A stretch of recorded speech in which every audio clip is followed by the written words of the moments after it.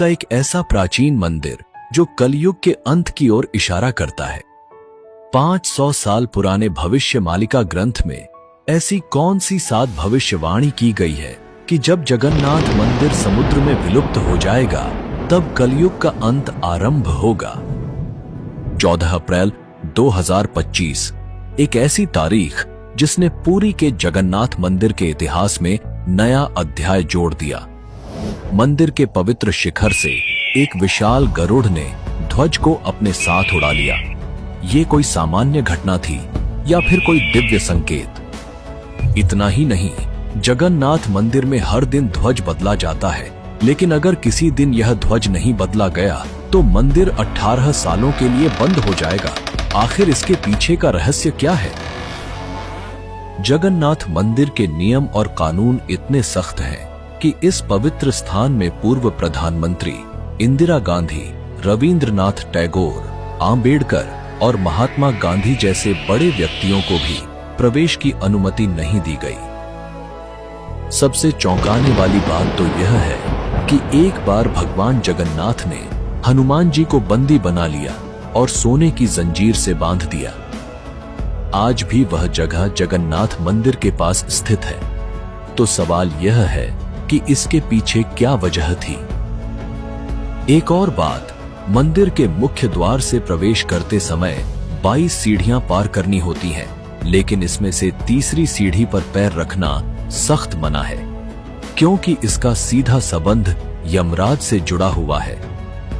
इन सभी प्रश्नों के उत्तर और जगन्नाथ मंदिर का पूरा इतिहास, साथ ही इससे जुड़े 15 ऐसे रहस्य जो विज्ञान और आस्था दोनों के नजरिए से आपको चौंका देंगे।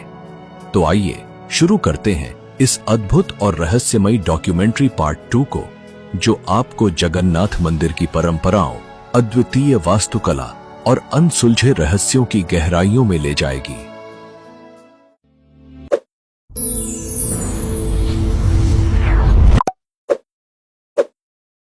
जगन्नाथ मंदिर के रहस्य के पहले भाग में हमने जाना कि ब्रह्म पदार्थ क्या है, कैसे भगवान जगन्नाथ की मूर्ति में आज भी श्री कृष्ण का हृदय जीवित माना जाता है और क्यों भगवान जगन्नाथ की मूर्ति अधूरी ही बनाई जाती है।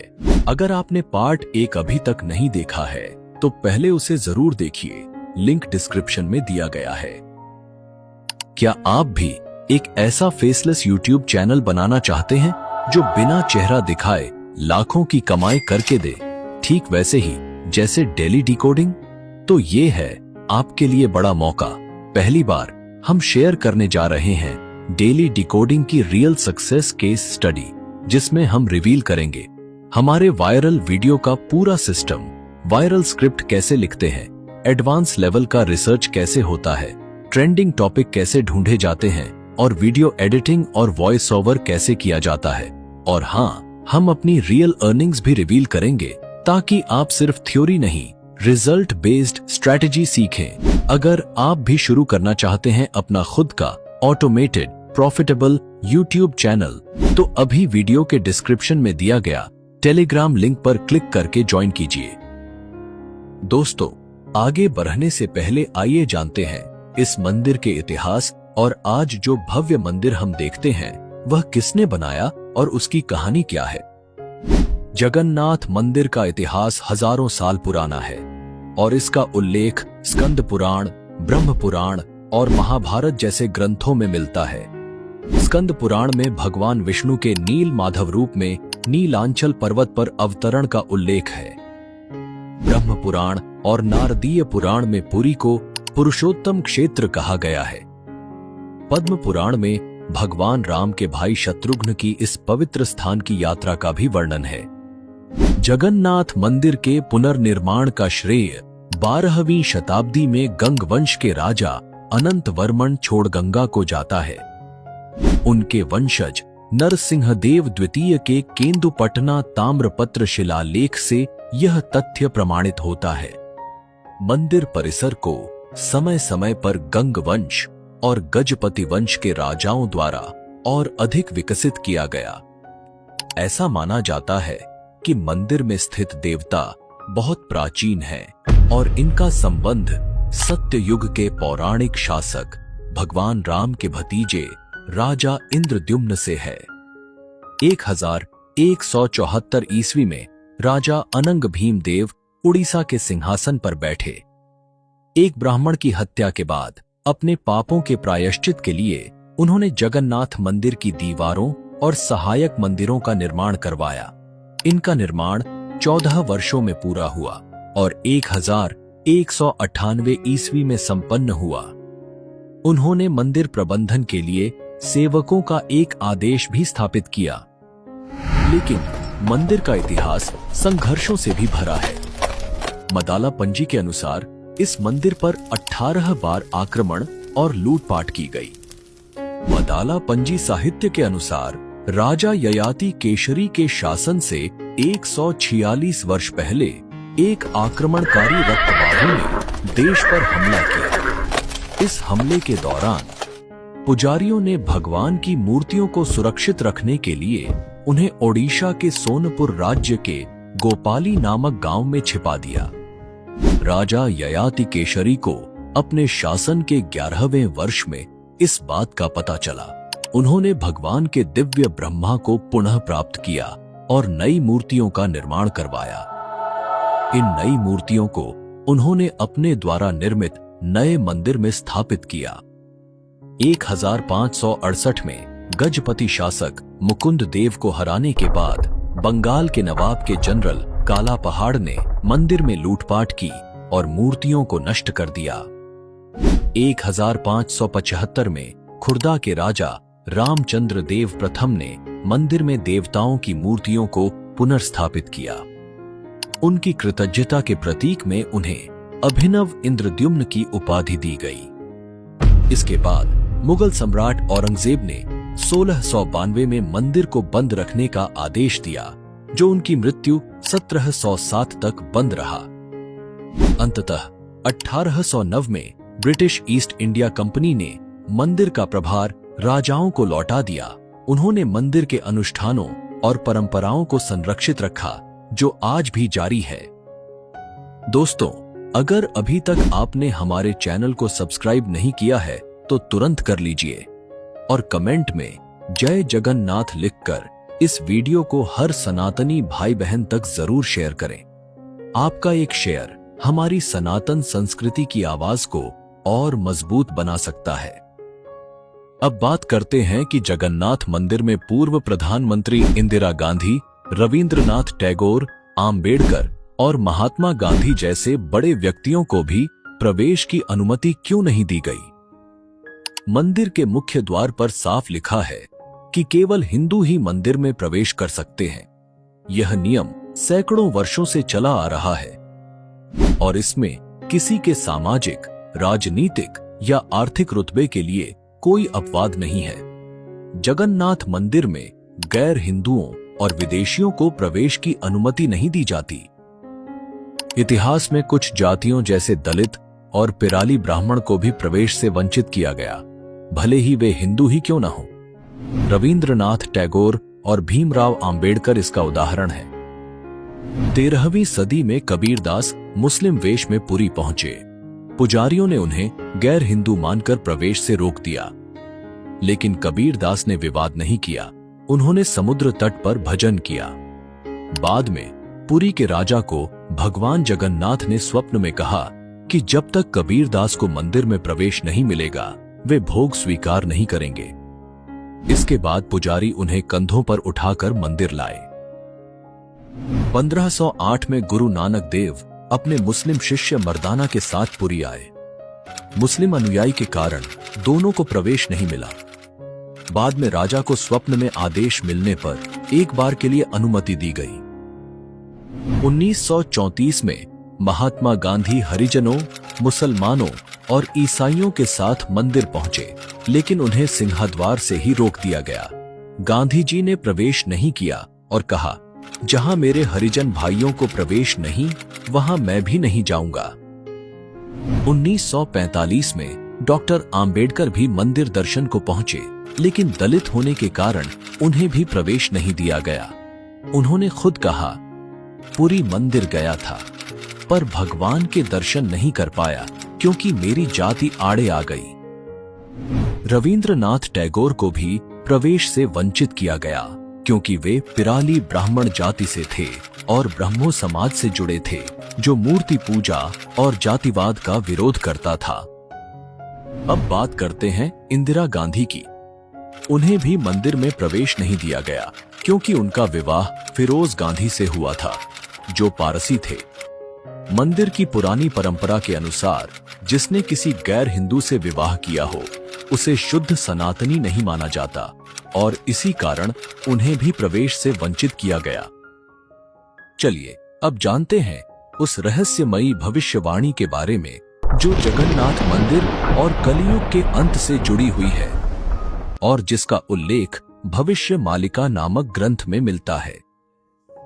भविष्य मालिका 16वीं शताब्दी के महान संत अच्युतानंद दास द्वारा रचित एक प्रसिद्ध ग्रंथ है, जिसमें कलियुग के अंतिम चरण और जगन्नाथपुरी मंदिर से जुड़े अनेक दिव्य संकेतों का उल्लेख किया गया है। इन संकेतों को महाविनाश और युग परिवर्तन का पूर्वाभास माना जाता है। इस ग्रंथ की एक प्रमुख भविष्यवाणी के अनुसार जिस दिन भगवान जगन्नाथ, बलभद्र और सुभद्रा के वस्त्र या मंदिर के शिखर पर लगा ध्वज अग्नि की चपेट में आ जाएगा, वही दिन कलयुग के अंत की शुरुआत का संकेत होगा। चौंकाने वाली बात यह है कि यह घटना वास्तव में 19 मार्च 2020 को पापनाशक एकादशी के दिन घटी थी। तेज हवाओं के कारण मंदिर के शिखर पर लगा ध्वज उड़कर दीपक से टकराया और उसमें आग लग गई। यह घटना उसी भविष्यवाणी के अनुरूप मानी जा रही है जो भविष्य मालिका में सदियों पहले लिखी गई थी और इसे कलियुग के अंतिम चरण की शुरुआत का प्रतीक संकेत कहा जा रहा है। मई 2019 में जब ओडिशा पर भीषण चक्रवात फानी का कहर टूटा, तब जगन्नाथ मंदिर परिसर का एक अत्यंत प्राचीन और पवित्र बरगद का वृक्ष गिर गया। यह वृक्ष कल्प वृक्ष के नाम से जाना जाता था और लगभग 500 वर्षों से मंदिर परिसर में खड़ा था। अपने विशाल फैलाव और धार्मिक महत्व के कारण यह पेड़ विशेष पूजनीय था। पेड़ के गिरने के कुछ ही महीनों बाद विश्वव्यापी कोरोना महामारी का प्रकोप शुरू हुआ। कई श्रद्धालु इस घटना को भविष्य मालिका ग्रंथ में वर्णित भविष्यवाणी से जोड़ते हैं, जिसमें इस वृक्ष के गिरने को कलयुग के अंत के संकेतों में गिना गया है। उसी तूफान फानी के दौरान मंदिर के शिखर पर स्थित पवित्र नील चक्र भी झुक गया था। भविष्य मालिका में स्पष्ट उल्लेख है कि जिस दिन नील चक्र टेढ़ा या झुका हुआ दिखाई देगा, वह दिन महाविनाश और कलयुग के अंतिम चरण का संकेत होगा। इतना ही नहीं, सदियों से एक रहस्यपूर्ण मान्यता रही है कि जगन्नाथ मंदिर के गुंबद पर कभी कोई पक्षी न बैठता है, न ही उसके ऊपर से उड़ता है। लेकिन जुलाई 2020 के बाद पहली बार मंदिर के शिखर पर गिद्ध, चील और बाज जैसे बड़े पक्षियों को बैठते या उड़ते हुए देखा गया, जो इस परंपरा के विरुद्ध था। इस घटना को भी श्रद्धालु एक अपशकुन और भविष्यवाणी के संकेत के रूप में देख रहे हैं। सबसे हालिया घटना 14 अप्रैल 2025 को सामने आई, जब एक चील ने मंदिर के शिखर से ध्वज को पंजों में दबाकर उड़ान भर ली। यह दृश्य वहां मौजूद श्रद्धालुओं के लिए आश्चर्य और चिंता का कारण बना और एक बार फिर भविष्य मालिका की चेतावनियों को लेकर गहरी चर्चा शुरू हो गई। भविष्य मालिका ग्रंथ में यह उल्लेख मिलता है कि जब जगन्नाथपुरी मंदिर के शिखर से पत्थर नीचे गिरने लगेंगे तो वह समय पृथ्वी पर महाविनाश की शुरुआत का संकेत होगा। ऐतिहासिक अभिलेखों के अनुसार 14 जून 1990 को मंदिर के शिखर से लगभग 7 टन वजनी एक विशाल पत्थर का टुकड़ा गिरा था। इसके बाद 1 नवंबर 2011 को मंदिर के पश्चिमी द्वार के समीप से करीब 1 टन वजनी पत्थर का एक हिस्सा नीचे गिरा, जिससे एक नेत्रहीन श्रद्धालु घायल हो गया। इतिहासकारों और शोधकर्ताओं के अनुसार 1842 से अब तक करीब 15 से 16 बार इस प्रकार की घटनाएं दर्ज की गई हैं, जब मंदिर से भारी पत्थर नीचे गिरे। इसलिए इन घटनाओं को भविष्य मालिका में वर्णित कलयुग के अंतिम चरण और महाविनाश के संकेतों से जोड़कर देखा जाता है। भविष्यवाणी में यह भी कहा गया है कि जब समुद्र का जलस्तर धीरे धीरे बढ़ते हुए मंदिर की 22वीं सीढ़ी तक पहुंच जाएगा, तब भगवान जगन्नाथ की दिव्य मूर्तियों को पुरी से हटाकर छटिया ले जाया जाएगा। उस समय व्यापक प्राकृतिक आपदाएं, भूकंप और सामाजिक तथा धार्मिक उथल-पुथल की घटनाएं पुरी क्षेत्र को घेर लेंगी। मंदिर के झंडे का समुद्र में गिरना, नील चक्र का झुकना, प्राचीन बरगद वृक्ष का गिरना और भारी पत्थरों का नीचे गिरना, ये सभी संकेत भविष्य मालिका के अनुसार उस समय के करीब आने का संकेत है जब श्री जगन्नाथ पुरी धाम समुद्र में विलीन हो जाएगा। दोस्तों, यह थी भविष्य मालिका ग्रंथ में वर्णित जगन्नाथ मंदिर से जुड़ी महत्वपूर्ण भविष्यवाणियां। अब आइए जानते हैं उस रहस्यमयी तीसरी सीढ़ी के बारे में जो जगन्नाथ मंदिर की 22 सीढ़ियों में सबसे विशेष मानी जाती है। जगन्नाथ पुरी मंदिर के मुख्य द्वार से लेकर गर्भगृह तक पहुंचने के लिए कुल 22 सीढ़ियां चढ़नी पड़ती हैं, जिन्हें 22 पहांचा कहा जाता है। लेकिन इन सभी सीढ़ियों में सबसे रहस्यमयी मानी जाती है तीसरी सीढ़ी, जिसे यमशिला कहा जाता है। पुराणों के अनुसार भगवान जगन्नाथ के दर्शन मात्र से ही भक्तों के सभी पाप समाप्त हो जाते हैं और उन्हें मोक्ष की प्राप्ति होती है। जब यमराज ने देखा कि अब लोग यमलोक आ ही नहीं रहे, तो उन्होंने भगवान जगन्नाथ से इस पर चिंता जताई।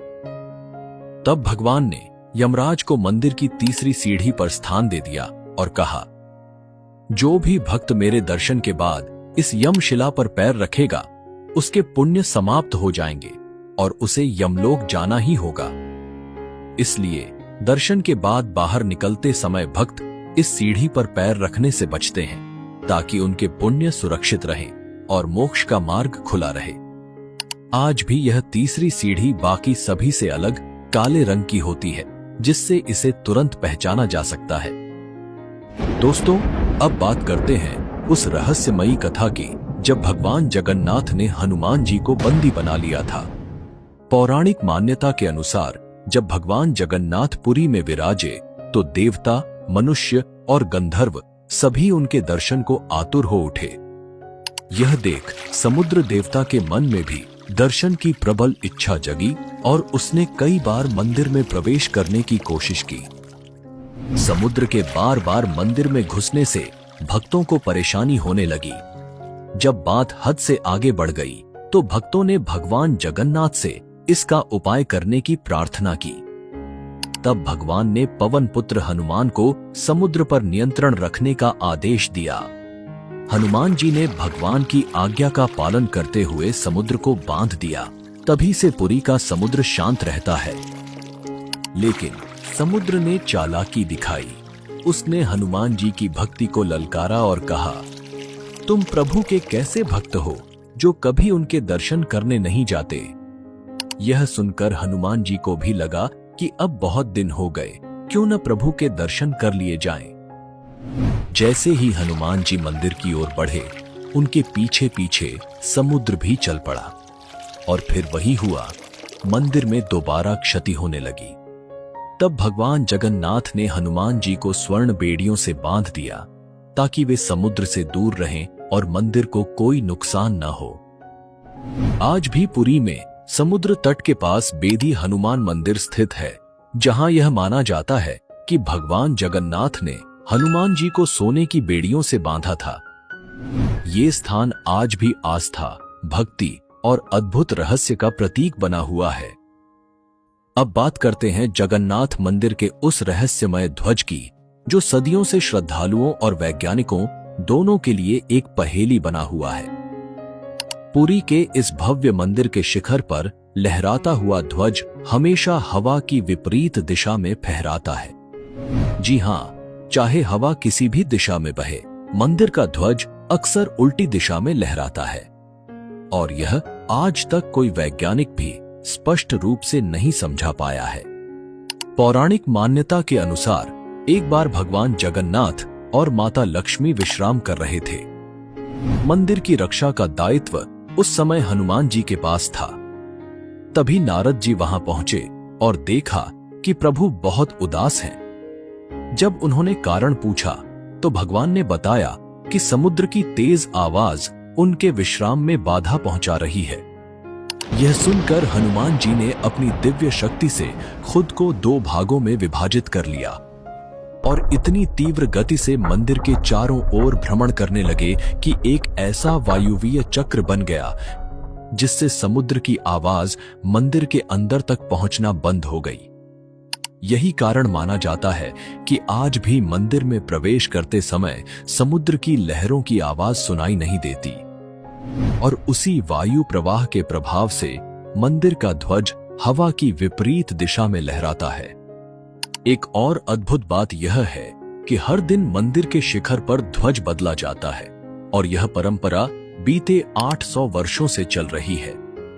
चोला परिवार की पीढ़ियां इस परंपरा को आज तक निभा रही हैं। सबसे हैरानी की बात यह है कि 213 फीट ऊंचाई पर बिना किसी सुरक्षा उपकरण के पुजारी हर दिन शिखर तक चढ़कर यह कार्य करते हैं और मान्यता यह है कि यदि एक दिन भी यह परंपरा टूटती है तो भगवान जगन्नाथ रुष्ट हो जाते हैं और मंदिर को 18 वर्षों तक बंद रखने का संकट आ सकता है। यही है जगन्नाथ ध्वज की अद्भुत आस्था और रहस्य से भरी परंपरा। अब बात करते हैं जगन्नाथ मंदिर में 7 बर्तनों में पकने वाले महाप्रसाद के अद्भुत रहस्य की। पुरी स्थित भगवान जगन्नाथ का मंदिर न केवल धार्मिक आस्था का केंद्र है बल्कि इसकी रसोई भी दुनिया की सबसे बड़ी और रहस्यमयी रसोइयों में गिनी जाती है। यहाँ भगवान को अर्पित किया जाने वाला महाप्रसाद पारंपरिक रूप से 7 मिट्टी के बर्तनों में एक के ऊपर एक रखकर पकाया जाता है और इसी विधि के पीछे छिपा है एक अद्भुत रहस्य। इस परंपरा की शुरुआत मंदिर के निर्माण काल से मानी जाती है। गंग वंश के राजा इंद्रवर्मन और गजपति राजवंश के दिव्य सिंह देव के शासनकाल में इस रसोई की नींव पड़ी और तभी से मिट्टी के बर्तनों में पकाने की यह विशेष विधि आज तक चलन में है। प्रसाद पकाने के लिए उपयोग में लाए जाने वाले बर्तनों को अटका कहा जाता है। ये मिट्टी के हांडे एक दूसरे के ऊपर 7 परतों में रखे जाते हैं और लकड़ी की आग पर पकाया जाता है। इस विशाल रसोई में प्रतिदिन लगभग 500 रसोइये और 300 सहयोगी कार्यरत रहते हैं जो 56 प्रकार के भोग तैयार करते हैं। यह प्रसाद 2000 से लेकर 2 लाख श्रद्धालुओं तक के लिए पर्याप्त होता है और वह भी बिना किसी व्यर्थता के।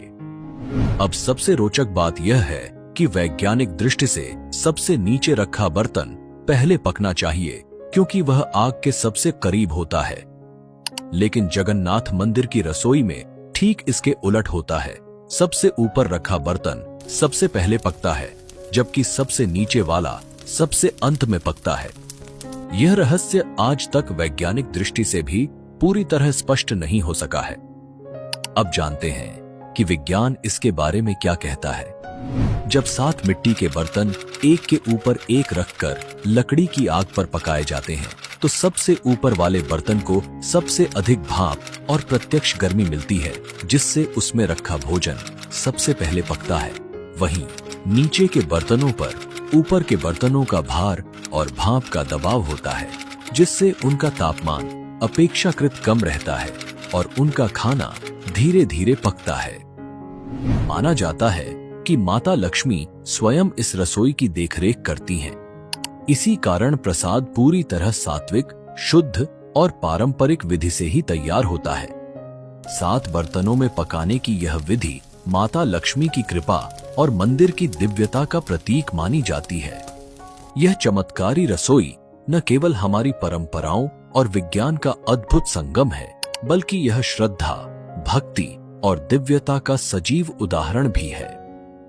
तो दोस्तों, यह था भगवान जगन्नाथ से जुड़ा रहस्य और उनका अद्भुत इतिहास। यदि आप भी इस विषय से जुड़ा कोई अनसुना तथ्य या रहस्य जानते हैं तो हमें कमेंट करके जरूर बताएं। अब मिलते हैं तीसरे भाग में जहां हम बात करेंगे रथ यात्रा से जुड़े उस रहस्य की जिसे बहुत कम लोग ही जानते हैं। तब तक के लिए धन्यवाद। जय हिंद, जय भारत।